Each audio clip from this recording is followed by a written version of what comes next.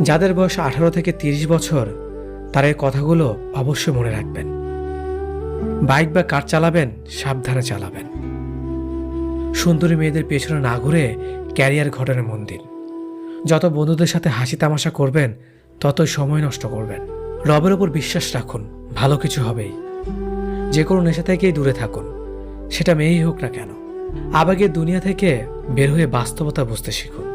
কাউকে ভালোবাসার হাজার পথ আছে, কিন্তু তাকে ভোলার কোনো পথ নেই।